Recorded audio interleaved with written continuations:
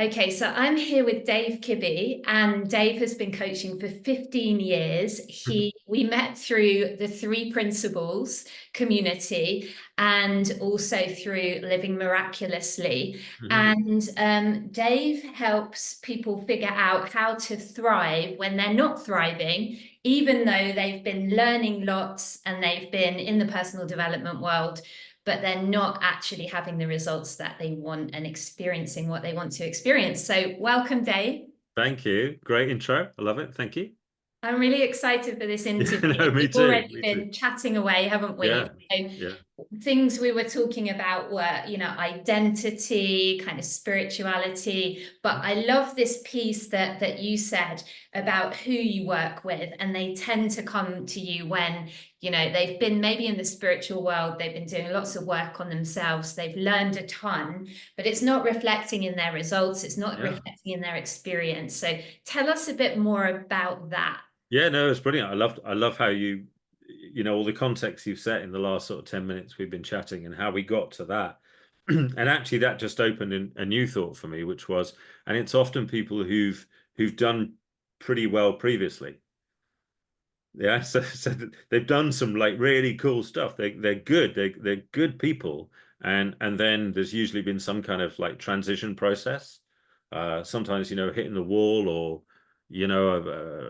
yeah, whatever, some kind of challenge in life, and then they've gone into seeking fundamentally, and often that leads to spiritual inquiry and all sorts of cool stuff, personal development, and they feel lots of benefit and they see lots of benefit and their lives have shifted, but it's like they can't go back, so that doesn't seem to be available anymore. It's like that's been sealed off, and this new stuff hasn't really been integrated to thrive, and that's the word I use a lot, to really live in an open, fully expressive way. And that's mostly the entry point, where people come into my world. Yeah. Wow.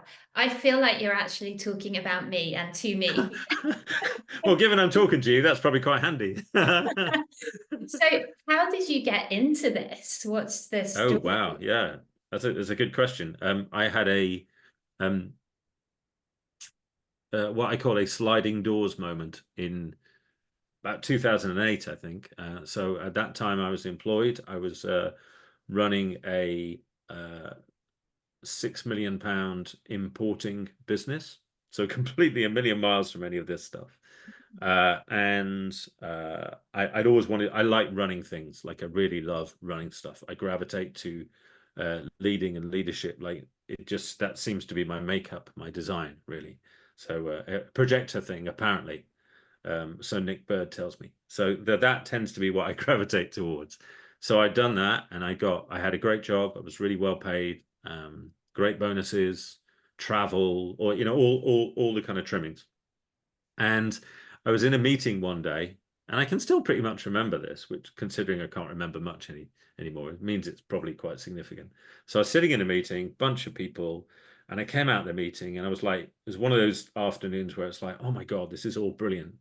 This is everything I've ever worked for. Go me. It's all lovely, right? And I popped into the loo. And then literally 24 hours later, roughly the same people, roughly the same time in the afternoon. I came out of a meeting, get a loo again, right? And it was like, oh my God, this is shit. I hate it. How did I ever get here? What's wrong with me? Every personal doubt you can have. And as my hand hit the toilet door, it was like those two opposite experiences lined up next to each other. And I was like, what the hell is that about? Like what is that? How can you be like, oh my goodness, this is all the best thing since sliced bread one day, and oh my goodness, this is terrible the next day, when the circumstances are the same? And I didn't know this at the time. It just like sent my head into a tailspin. But I was seeing the role of thought in experience, and that's what I came to see, obviously through the principles. Um, and then to start with, initial journey was okay, try and control it. Try and manage it. So I got into NLP and stuff like that, and I loved it. I loved all the language and everything. Yeah. And then that didn't seem to scratch the itch. And then I bumped into in 2011, I was sitting in a room with Jamie Smart, didn't know Jamie, but became really good friends. And he went, "Oh, I think I can explain some of this," because he'd been inquiring into the principles then for a couple of years. So I started inquiring into the principles and whatever. And then I noticed that in the principles there was lots of beautiful stuff, beautiful feelings, lots of great. Not so many people doing the really like commercially successful bit. And actually maybe people going, oh well, that's not very spiritual actually. Right. Yeah. It's really about, sitting in a beautiful feeling um in a cafe. And I kind of, and I like cafes, but I like, ideally for me, I'd be sitting in a beautiful feeling in a really nice hotel Right. tea Right. room. Yeah, do you know what I mean? It's just that kind of thing. And if that sounds a bit judgy, it probably is a bit, but I don't mean it, right? So or rather I mean what I say, but I don't mean anything by it. Yeah, you don't There's mean no sort of, anything there's negative. no agenda in there, but I do mean what I say. I do prefer that. And so then I got really interested in that. Mm, And that's how I kind of got drawn towards the being thing, and particularly towards Steve Hardison, who I'd known of for many years, but I'd watched a bit of a video of him once, like about 2015 or something. Just thought, yeah, it's not for me. It's a bit much. It's a bit American-y. Sorry, anyone American watching, but it was a bit. I thought it was a bit rah rah and whatever. So in my ignorance, I just dismissed it. Anyway, a couple of years ago, I was watching. Somehow it came back into my sphere, as these things do, and I was watching a video of him, and I just remember thinking, God, he looks like he's having fun. Like he really looks like he's just enjoying himself. Right? All the judgment collapsed because I had been sitting there with a ton of judgment, right? Hidden from me. I didn't see that. It's just how I was being. And I was like, man, he's having a lot of fun. And then the next thing I thought was, are you having as much fun as he is? And I was like, oh. And then this is really weird. Like that opened a gateway for me because it was like, you used to have a lot of fun, Dave. You've become a bit serious, dude. Like, what's going on? You used to, be a little bit naughty even, so that it really opened something for me, like a possibility again of like, oh, maybe I can find the new version of the commercially savvy successful Dave without being quite the way I was like 20, no, no, it's a lot longer than 20 years ago. Yeah, about that, isn't it? mm, Right, and that opened a new inquiry, and maybe that's when people really started to navigate in my direction, because it was like, right, I'm on a mission to have as much fun daving as Steve has steving. I'm not trying to be him, right? That'd be yeah. weird. He's 6'4" and American and blonde, with blue eyes and whatever, and he's still got hair. So I'm not trying to do that. But if I could have as much fun in the world in my way as he has his way, that would be a thrive for me. That would Yeah. be a thriving existence. And so everything from that, so I created this thing called the Thriving Coach Program, and all sorts of, and clients really come to me to do that piece, to Yeah. be that in the world. Wow, that's They such go, a great story. I love that. I've never told that story before in that way. How funny is that? Really? No, Oh, it's never come out as clearly as that. It's wow, good. premiere. We are Whee! privileged. Yeah, so many things that I loved about what you said, and it reminded me that you are so into having fun and helping people have fun in their business, and it's one Yeah, of the real attraction points about your coaching, I yeah, think.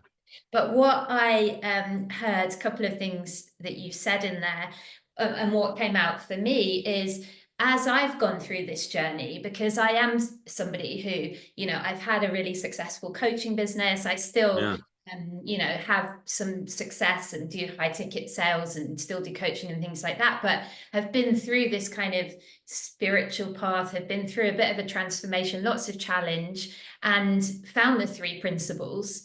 And it almost went the pendulum swing, like you said, of, well, okay, well, I'm really peaceful now, but I'm not really creating any results, or, yeah, not as yeah, good results as I'm capable of. yeah. Um, but like you say, you almost can't go back because No, have evolved. So Yeah, yeah, it's just totally. like, okay, well, how do we do this a different way? And what jumps out to me, and part of the conversation I've been having is, does it have to be either or? Like, and I don't think it does, but No. either the results and the kind of material success, you know, or the peace and contentment. And it does feel like there's a bit of a divide there. But I think what you might be saying, and correct me if I'm wrong, is both is available. Yeah, exactly. That's it. Yeah. And I'd really encourage anybody watching, listening, right, to pay attention to how you're watching and listening, which isn't something that we do very much, right? So when I just go back briefly to the story of watching this video with Steve Hardison, I was suddenly very aware of how judgmentally I listened and watched to everything. That was hard to see, right? Because I then realized that then in every video, every seminar, everything I've ever sat in previously, I basically sat there like this. Impress me. That and I was blind to that, like properly blind to that. So it was always the person at the front's fault. They hadn't delivered. They hadn't done what they said they were going to do to me. I was abdicating all responsibility through that and totally, completely ignorant to the fact that I was doing that as a way of being in the world. Wow. Yeah, so that was quite shocking. God, yeah, that's just like hit me like a ton of bricks, because Yeah, how yeah, often do we do that? And the word that yeah, came to me is closed. And I know totally, that we were sort of talking totally. a bit before, About openness, yeah, yeah, yeah, how totally. Yeah. that's been part of your work. Oh, massively, yeah. So to see that you're closed and you don't realize that you don't realize it, it's completely off your agenda, is is an opening in and of itself, but it isn't the most comfortable at all. So the stuff I do with people is deep. It's the I work with people who want to go deep and want that challenge because they want the openness at the other side of it. This this thriving way of being in the world, which you could call charisma or or attraction. And if we were going to spin into law of attraction, we'd start talking about vibration and what we want being in existence in the vortex already, and it being drawn to that. So that's a lot of what I look at with people is their own innate, and it ties back to the principles. It's beautiful this because I get to weave it all together. It your thriving is innate. Yeah, it's already there. Okay, Now, what I think happens in our spiritual journey, in our evolution, is that unintentionally we pick up not only other people's beliefs, right, but their ways of being, and then we hide that from ourselves. That's what identity is. We create a way of being, and then we hide it simultaneously, and we're not doing this consciously. And then we go, that's how I am, that's how they are, and that's how it is. So we do that and we look at the world through that lens, not realizing it's a lens. right. The world looks like that. And then we go, told you. More evidence, and then Yeah. it's another way to Closing. look. Yes. Yeah, Yeah, it is. It's like that getting smaller. And of course, symbolically, right? Isn't it interesting that I was drawn to do that? yeah, The heart closes up. wow, and that, And the heart is the key to your thriving practice. So wow. if you're trying to create a thriving practice with a heart that's like that, and the only reason I can share this is because I've had to do so much to do that again. Because in my process of evolving, I hadn't realized until somebody told me, and that wasn't easy to hear. I'd closed down.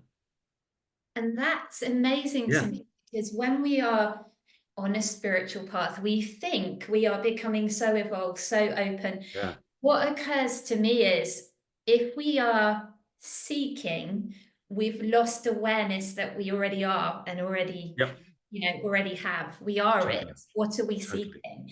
But totally. we so often hear, spiritual seeker, and we're like looking around, and that feels like it could be part of this, because again, that surely is an identity. That's quite a fixed identity. It's like something's missing. I need to search for something. I need to seek for But something. I love that you shared that, and something really vivid came up for me, and I'm mindful that I'm just going to say it anyway. Okay, right. So imagine you kind of go back to when you're younger as a child, and maybe you wanted something, or you wanted some acknowledgement of someone, and it didn't come, and you start to feel disappointed. So as a child, you're out here, expansive heart in the world, yeah, and you felt it was something that should have brought something, and it didn't. For whatever reason, the people around you couldn't provide that. And then when you notice that, you notice it again and again and again and again and again. And by the time you come to the identity era, you've actually created an identity out of something that's quite closed off.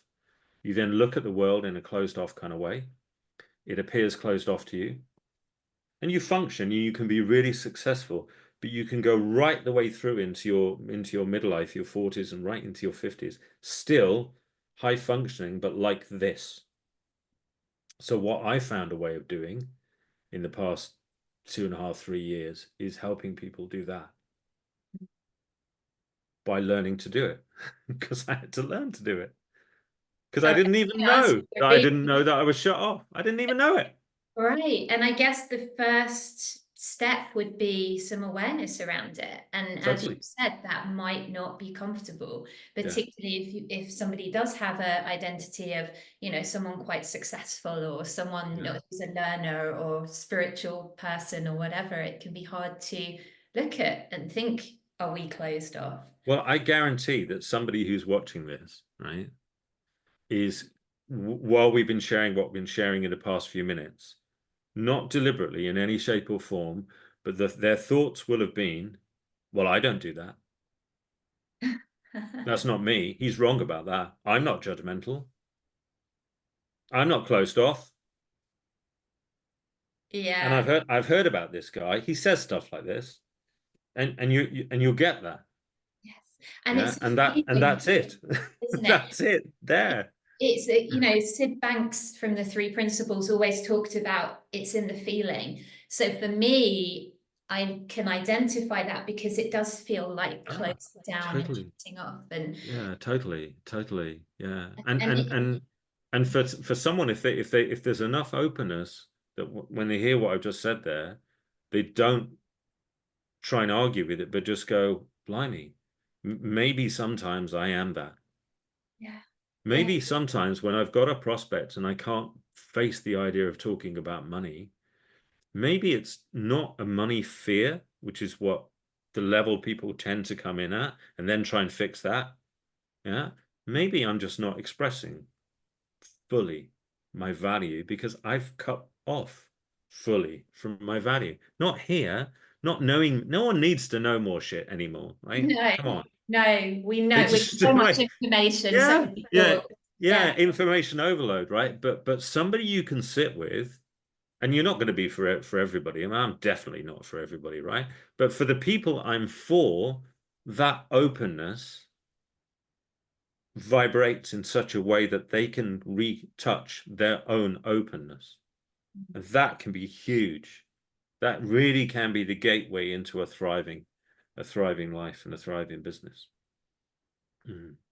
wow, yeah, that's huge, and it really is in the feeling, I feel, Yeah, because we can feel closing down. We might have totally. thoughts about it, but we can feel closed, or I can anyway. Let me speak for myself. I can feel closed and I can feel open, Yeah, and I know that when I feel closed, I lose the awareness of love. I lose the awareness of value, both my own and other people's. And we were talking a little bit before we came on, Dave, about kind of unworthiness and how particularly women, but possibly men as well, can really almost carry this story of unworthiness. And I love that's it. a form of closing too. Totally. I would say I would actually just nuance it slightly differently. So I would say, as a result of that closeness, which we then hide from ourselves, that's what identity does. It's simultaneous. Identity is created, and then the creation of it is hidden. so that it makes it look like who we are, who they are, and what it is. So an implication of that closeness is that you don't feel worthy. It is that you lack self-belief. It is that you don't think you have value. How many people in our profession, in the people helping profession, don't really value their value? A lot. And yeah, and not to kind of kick back with the cerebral answer of, oh, well, I do. No, no, no, no, no. There are other better measurements than just trusting that thought. There's the feeling, there's your bank balance, and somebody will hear that and go, oh, you're just saying that to justify high fees. No, no, no, no, no, no, no, no, no, no, not at all. Right? I actually position my fees in a very deliberate way that the value outstrips the fees by like crazy, because that's my business positioning, which interestingly is the positioning we used back in the company that I ran. Right. It's very similar. We provided products that were incredible value. They were really, really good, but at a price point that was really powerful. And Mm. when I was rejuvenating my coaching practice, like in the last couple of years, I thought, do you know what? I might just do the same. Yeah. Like, I'm really comfortable with that. Yeah. It's a really powerful position to speak from, to come from. Absolutely. Yeah, Mm. I love it. And, I've certainly, or I don't actually know your prices or your investment, but I've Yeah, certainly always been in the high ticket world. And, it's not really about, oh, high ticket or charging this much or that much. yeah, But it is about value. And, yeah, when people, give a lot of value, but also when the client invests in themselves, that's huge. yeah, That's yeah, huge when somebody does yeah. that, makes that statement. So yeah, it's interesting to think about value and the way that kind of closeness can show up with some of my audience and my people. They will come into my world and say, well, I'm not getting enough clients, I'm not getting enough clients. And then when we dig into it, there's a feeling of, oh, I'm not good enough, or there's something wrong with me, or I can't do it. Everyone else can do it, but not Yeah. me.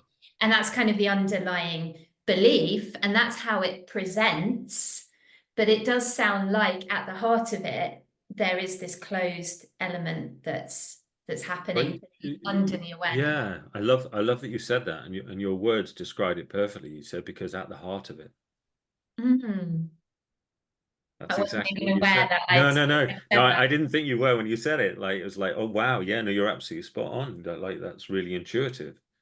Yeah. So most of my stuff is like really intuitive. That's what I follow. That's my authority, is to follow the intuition, the heart. Yeah, that's where it comes from. So I hear it clearly, and I want to just like develop slightly what you said there. So you said people believe. Oh, and it's worse than that, actually. It's worse than that they believe they're unworthy. They are that they're unworthy. It becomes identity.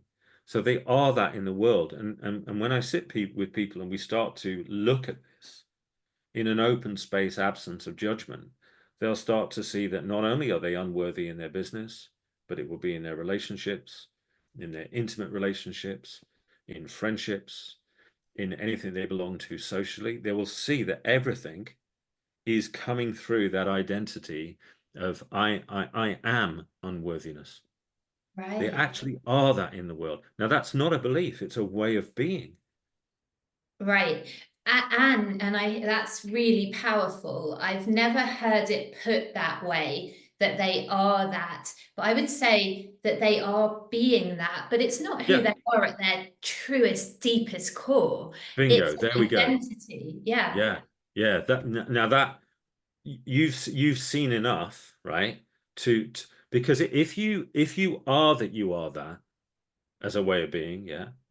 If you are that you are that, what happens is you go into a vicious circle of resignation, and you will live your life until that's broken in that way of being, in all aspects of your life. That's miserable, right? Yeah. It's miserable. I know, I've done it. So we end up in this strange position of being resigned to those way of being. And you're right, it's not who we are. And I hear people say that as a defense to avoid looking properly. Oh Right. yeah. Oh, and that's the spiritual curse, right? Oh yeah. I know that actually I'm oneness, wholeness, love, unconditional cheesecake, what whatever your flavor of spiritual practice is. But that if you listen energetically, it's hollow. Right, because they're still showing up that way in Yes, the world yes. and kind of being Yeah. that for now, let's say. Yeah, totally. And to look at that, to look at your results of that way of being isn't comfortable. No. It's it's really not. It's not for the faint-hearted. However, what's amazing is that you get to the heart of the matter. Yes, and then from there, there's a real opportunity to open and Yeah. in Which you just experienced. Anybody who watched that, right? Rewind and watch what you did because you went, ah, yeah, and you did that. You yeah, literally sat back in your chair, your heart center was aimed at the heavens, and you went, yeah, there's an openness. yeah. I actually felt that shift. Yeah, you Yeah, did. And it was really, really clear in this conversation and very beautiful and very powerful. So you, without doing any work, right? We're just chatting. We're just, mates on a video, having a chat. New friends, actually, having a conversation. And without any of heavy lifting or soul search or discomfort or anything, you literally opened your heart to the world, yeah. to the heavens, to possibility. Now, guess how the universe will respond to that? Right. And isn't it funny because one of the questions I'd written down that I Yeah. thought was going to really challenge you, but you've just blown it out the water, was, all Yeah. right, Dave, well, how do we do that? And Mm, I know that people actually, they need to yeah. come be with you and experience it and work with you Yeah. ultimately. But that was going to be my really challenging question. But you've actually just blown it out the water because we just did that. We Can just I, like can I, literally experienced it. can I So read you something which yeah, I go wrote? I ahead. wrote at the weekend. So um, I wrote this. If you don't mind, I'll read it for Go people because ahead. I think it Yeah. speaks to the point you just made. What I'm offering isn't really about creating a business. What's on offer is you seeing yourself as a place of possibility from which A, you can create a vision for yourself. B, you can bring that vision to life. Now, yes, there are things about creating a coaching practice or a business or whatever that we can share. And this is interesting that you've just said this. And the real gold will be your transformation, whereby you become the answer to the question, how do I? Isn't that interesting that you just said that? And it's written there. That was from a training I Oh, was in on Monday. It's written there in the book. That's what synchronicity. occurred to me. Yeah, love it, love it. That is so It's great. almost like there's a deeper intelligence at work. Who knew, huh? Who knew? Who would have thought that, eh? It's very strange. It's almost like spiritual inquiry is actually eminently practical. Oh, we better just hear that again. Who Just knew? could you say that again? Yeah, so it's almost like spiritual inquiry actually turns out to be eminently practical. Okay. And I think I kind of get a bit what you mean by that, but Right. all the other people, would you like to explain that a bit? Well, interestingly, and Challenge. this might be a bit naughty, right? But interestingly, what I'd rather do for people, rather than have them listen to my answer or try and find answers, why not treat it as an inquiry, as a space of possibility to see what's possible, to see what could show up. If that's, and again, don't take it as a belief, like don't really do anything with it. Just see the inquiry. Could it be possible that the answer, how do I, is you Mm. Mm. and what you're moved to do? Yeah, and what we're moved to do. And so often as well, we take all this responsibility thinking I have to do something. Yeah, And yeah, yeah. actually, we're just moved to do something. Well, yeah, and we can make this practical for people. We don't need this to be fluffy and esoteric. Not that there's anything wrong with that, right? I like that too. But who is it that wakes you up in the morning? You see, I'm not going to try and answer that. Yeah. Yeah. Is it the you that you think you are, or is there something that wakes you up in the morning? Great. What digests your food? Mm, Is it the you that you think you are, or is there something going on? Yeah. What breathes you? mm, What raises your heart rate when you exercise? Is that you, or is there an intelligence that does that? Yeah. So we're starting to stack these things. What goes and finds inspiration at the point you most need it when you think everything's against you? What does that? Is that you, or is that this other thing? Right? So how come, given that it does all this stuff, why don't we start relying on that a bit more? Oh, now there's an idea, there's a thought. Yeah. See, for me, what this brings out is potentially a lighter experience. Oh, massive. Yeah. Now, if it's not all on me, Yeah. right away, I don't have to breathe myself. I don't have Yeah. to concentrate on digesting my food, but it just maybe I can relax a little bit. Maybe I can lean on that a little bit. There you go. I don't have to do and think so much. Right. And did you just work hard to get any of those insights, or We were did they just just come for you? we were just Right. chatting. Yeah. We're just like, I often say to a client said to me, like, I mean, relatively recently, in the last few weeks, they went, like, most coaching I've ever had is like sitting opposite somebody. Like with you, it's like sitting on a park bench, drinking coffee together, looking out and seeing what's there. And that's what it's like for me. It's an inquiry. Like you didn't have to work hard for any of that. There was nothing weighty or difficult or challenging. We're just sitting conversing, and suddenly you go, wow, maybe I can rely on that. Maybe it's lighter, right? So what was it that did the work? And could you lean on that more? Mhm. Yeah, Given what it's just demonstrated to you, it just showed you what it could do. yeah. Like, And why are we overworking this? Which, quite yeah, frankly, about you, I find it exhausting. Why exhausting. aren't we leaning on it And that I think overworking this is what can lead to a lot of the burnout that coaches massively? Yeah. experience. And I don't know about you, but when I'm tired and feeling burnt out, I'm not very kind to myself.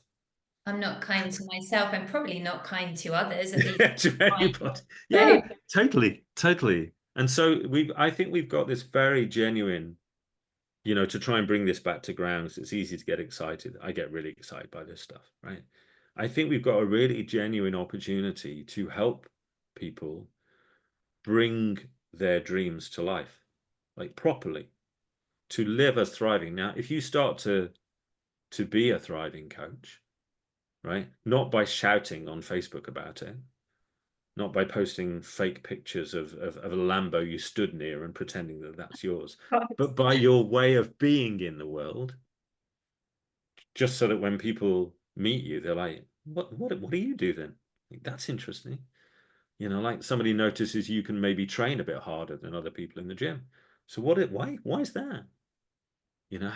How come you can do that? That's that's like no marketing can get near that, because right. that's like raw charisma and magnetism, and humans love that. We Yeah. love it. Yeah. Yeah, of course we do. Amazing. And I think that the results then come themselves because And here's the quid pro quo, right? Because I'm not turning it into a recipe. Even if they don't, I guarantee you'll be having such a great time. It just won't have the significance.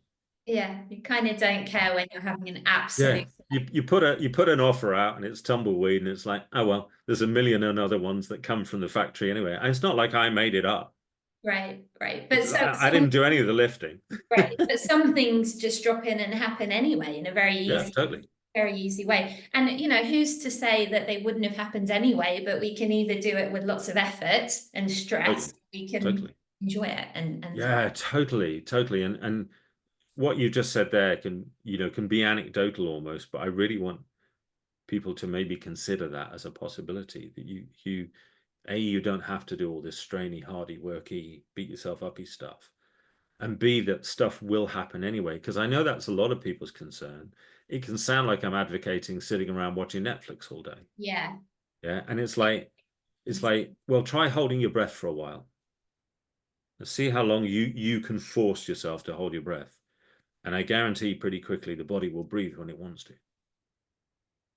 You can sit there and go, I'm going to hold my breath for 3 minutes. And I bet you if the body doesn't want to, if the nervous system doesn't want to, it will breathe regardless of your good ideas and opinions. Right. So just to make the connection, I Mm. think what you're saying there is, you know, just like the body will make you breathe, the power, higher force, whatever you want to call it, is going to move you, is going to Yep. inspire you. So you're essentially not going to sit and watch Netflix for the rest of your life. I No, think, and unless the deeper intelligence says, so like a really important part of stuff for me is rest.